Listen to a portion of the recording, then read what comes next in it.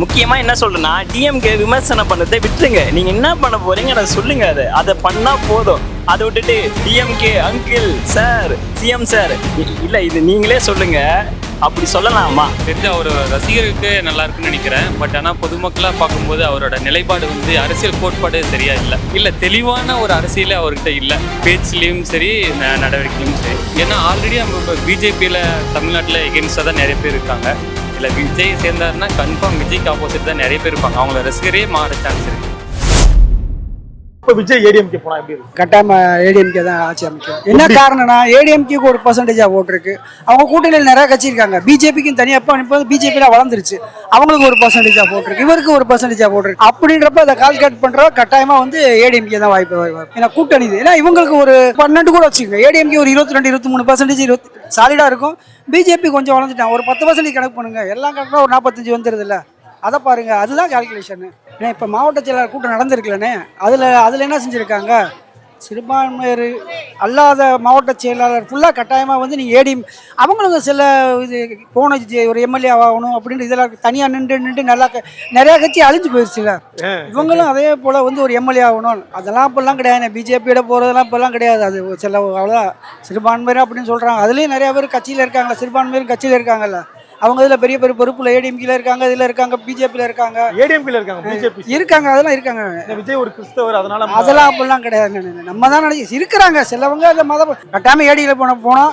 இந்த கட்சி வளர்க்குறதுக்கு தான் இவர் இந்த தேமுதிக இருந்துச்சுல, எதிர்கட்சியாக இருந்தவர்ல. அடுத்தது ஒரு எதிர்கட்சியாக இருந்தால் அதுக்கடுத்து கட்சி வளரும்ல, அவர் கட்சி வளரும்ல. அதை பாருங்க. உடனே வளர்ந்துட முடியாது. அவர் எதிர்கட்சியை ஆகிட்டு அதுக்கப்புறம் வேணா அவர் கட்சியை வளர்க்கலாம். உடனே போய் நான் சிஎம் ஆனாங்கன்னா அது ஆக முடியாதுல்ல. விஜய் வந்து கண்டிப்பாக தமிழ்நாட்டு மக்கள் விரும்புவாங்க. ஏடிஎம்கேவோட கூட்டணி போனால் 100% விரும்புவாங்க. ஏன்னா 50% விஜய் சாருக்கு இருக்குது, எடப்பாடி சாருக்கு இருக்குது. அதனால் கூட்டணி போகிறது என்ன பொறுத்தளவு நல்லது. மக்கள் அதை தான் விரும்புகிறாங்க. கூட்டணி போயிட்டாங்கன்னா கண்டிப்பாக வின் பண்ணுறது விஜய் கூட்டணி அண்ட் ஏடிஎம்கே தான். திமுக நிறைய நலத்திட்டங்கள்லாம் பண்ணதா சொல்கிறாங்க. அவங்களை தோக்கடிக்க முடியுமா சார்? சார் டிஎம்கே எத்தனை வருஷமாக நலத்திட்டங்கள் கொடுக்குறாங்கன்னு என்னோட கேள்வி. நான் மதுரை தான்.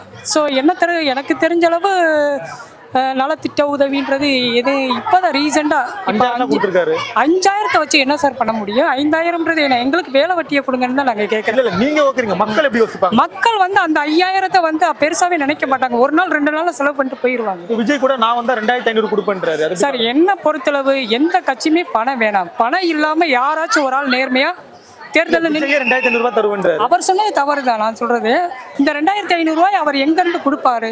ஏடிஎம்கே இருந்தாலும் சரி, டிஎம்கே இருந்தாலும் சரி, 2500 ரூபாயோ 5000 ரூபாய் எங்கிருந்து கொடுப்பாங்க? கொடுத்தாங்கன்னா ஒன்று வீட்டு வரி ஏறு, கரண்ட் பில்லு ஏறு, விலைவாசி கூட. இந்த சுமைகள்லாம் யாருக்கு? நான் என்ன சொல்றேன், டிஎம்கே கொடுக்குறாங்களா உங்க கட்சி பணத்துல இருந்து கொடுங்க, ஏடிஎம்கே கொடுக்குறாங்களா உங்க கட்சி பணத்துல இருந்து நீங்க பணம் கொடுங்க. எதுக்கு எங்களோட பொதுமக்கள் பணம், அந்த நலத்திட்டத்துக்கு வச்சிருக்க பணம், இந்த நலத்திட்டத்துக்கு வச்சிருக்க பணத்தை எடுத்து எதுக்கு நீங்க இலவசம்னு பேர்ல கொடுக்குறீங்க? இலவசமே எங்களுக்கு வேணாமே. விஜய்க்கு உங்க அட்வைஸ் என்ன இந்த எலெக்ஷன்? விஜய் சாருக்கு அட்வைஸ் பண்ற அளவு நான் பெரிய ஆள் இல்ல. விஜய் சார் வந்து கண்டிப்பா ஏடிஎம்கேவோட அலைன்ஸ் வச்சா நல்லா இருக்கு. என்ன பொறுத்தளவு மாற்றங்கள் நிறைய வரும்னு எதிர்பார்க்கலாம், நிறைய பண்ணுவாருன்னு எதிர்பார்க்கலாம். சொல்றவங்க 1000 சொல்லிட்டு இருக்கலாம். நான் வந்தால் தான் எல்லாருக்கான பலன் தெரியும். தனித்து நின்னா தான் பலம். கூட்டணி வச்சாருன்னா அவருக்கான இமேஜ் மாஸ் அந்த இது வந்து போயிடும். அவருக்கான தனிமையாக இருந்தால் தான் அவருடைய பவர் நல்லா இருக்கும். தனித்து நின்னா வர வாக்கு சதவீதத்தை விட கூட்டணி போனால் பெரிய வாக்கு சதவீதம் வரும்ல. வரும். அப்புறம் நீங்கள் கூட்டணி வச்சிங்கன்னா நீங்கள் அப்புறம் அவங்களுக்கு கீழே கட்டுப்படணும் இல்லை. அவங்களுக்கு நீங்கள் தனிப்பட்ட முறையில் நீங்கள் வந்து முடிவெடுக்க முடியாதுல்ல. சிலதெல்லாம் பார்ப்போம். நடந்தால் எப்படி வருதுன்னு யாராலையும் சொல்ல முடியாது. இன்னொரு டேட் வந்ததுக்கப்புறம் தான் நிறைய மாற்றங்கள் எதிர்பார்க்கலாம். இல்லை ஒருவேளை நம்ம பேசிட்டு நேரத்தில் நடந்துட்டு இருக்கு பிஜேபி அதிமுக விஜய்னா எப்படி இருக்குன்ற எங்களுக்கு அதிமுக மேலெல்லாம் கொஞ்சம் நம்பிக்கை கிடையாது. ஏன்னா ரொம்ப வெறுத்தாச்சு. பிஜேபி அண்ட் விஜய்ன்றது புதுசு காம்பினேஷனாக இருக்குது. பார்ப்போம், எதிர்பார்க்கலாம். ஓ ஓகே. விஜய் வந்து பிஜேபி போட போனால் ஓகே தானே? பார்க்கலாம். ஆனால் ஒரு கடுமையாக விமர்சனம் பண்ணியிருக்காரு கடந்த காலங்களில். கொள்கை எதிரி பிஜேபி எல்லாரும் அப்படி பார்த்தீங்கன்னா இன்னைக்கு எல்லா அரசியலுமே அவங்க பழைய எதிரிகளை கூட தானே இன்னைக்கு கூட்டணி எல்லாம் வச்சிருக்கிறாங்க. ஆரம்ப காலத்துலேருந்து இருந்தவங்க வெறுத்தவங்க எல்லாருமே இன்னைக்கு வந்து அவங்க கூட தானே கூட்டணிக்கெல்லாம் போகிறாங்க. தனித்து பண்ணாதான் அவருடைய மெஜாரிட்டிக்கான இம்ப்ரூவ்மெண்ட் நல்லா இருக்கும். நம்ம சப்போர்ட்டிங் வந்து பண்ணுறோம், பார்ப்போம். அதுக்கப்புறம் மாறுச்சுன்னா அப்புறம் அடுத்த தடவை பாதிக்க வேண்டியதா. இதான காலகாலமாக நம்ம பண்ணிட்டு இருக்கிறோம். தெரிஞ்ச அவர் ஒரு ரசிகருக்கு நல்லா இருக்குன்னு நினைக்கிறேன். பட் ஆனால் பொதுமக்களாக பார்க்கும்போது அவரோட நிலைப்பாடு வந்து அரசியல் கோட்பாடு சரியா இல்லை தெளிவான ஒரு அரசியலே அவர்கிட்ட இல்லை. பேச்சுலேயும் சரி நடவடிக்கையிலும் சரி. ஸோ அதுதான் நான் நினைக்கிறேன். அதான் சொல்றாரு, கொள்கை எதிரி பிஜேபி, அரசியல் எதிரி திமுக. இல்லை அது காமன் தான். பட் அவரோட நிலைப்பாடு சரியா கரெக்டாக இல்லை. எல்லாத்தையுமே மிக்சடா இருக்கு. த்ரிஷாவை தவிர்த்து எது பிரச்சனை? இல்லைங்க அப்படியெல்லாம் நான் சொல்ல விரும்பல. பட் அவரோட நிலைப்பாடு சரியா இல்லை, அவ்வளோதான். அவ்வளோதான் விஜய் அறவே ஒதுக்கிடுவாங்க. ஏன்னா ஆல்ரெடி நம்ம இப்போ பிஜேபியில் தமிழ்நாட்டில் எகென்ஸ்டாக தான் நிறைய பேர் இருக்காங்க.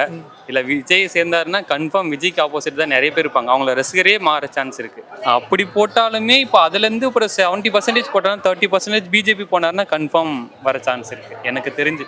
எதனால பொதுவா தமிழ்நாட்டு மக்கள் பிஜேபி விரும்ப மாட்டாங்க? இல்லை அது வந்து இந்துத்துவமாக இருக்கு, அதை பேஸ் பண்ணி தான் இருக்கு. அதனால டிஎம்கேல வந்து என்ன சொல்லிக்கிறாங்களோ அதே தான் அவர் சொல்றாரு. வேற என்ன புதுசாக சொன்னாரு?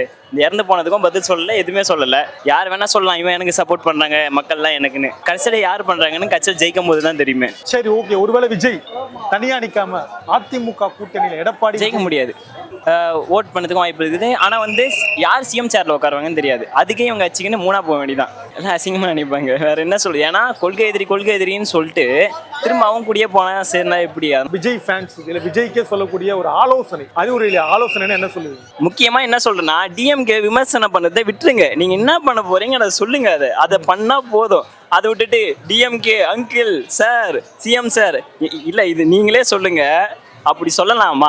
யாரா இருந்தாலும் சரி, அந்த சிஎம் அவங்க யாரா வேணா இருக்கட்டும், பிஎம்கேவா இருக்கட்டும், ஏடிஎம்கேவா இருக்கட்டும், அந்த சிஎம்னு இருக்கிறாங்களே அவங்களுக்கு வந்து நம்மளுக்கு ஒரு மரியாதை கொடுக்கணும். இப்போ வந்து நீங்களா சிஎம் இருந்தாலும் சரி, நான் வந்து உங்களுக்கு மரியாதை தான் கொடுக்கணும். யாரா வேணா இருக்கட்டும். நான் ஒத்துக்கிறேன், நான் டிஎம்கே தான்.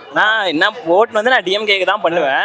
ஆனா அந்த இடத்துல விஜயை இப்போ ஜெயிச்சு வந்துட்டா கூட சந்தோஷம் தான் எனக்கு. நான் வந்து ஒன்றும் எதிர்க்க போறது இல்லை. நான் ஒன்றும் விஜயை வந்தாங்களா நல்லது பண்ணட்டும், ஓகே. மற்ற வரிய வேற எதுவுமே சொல்லல.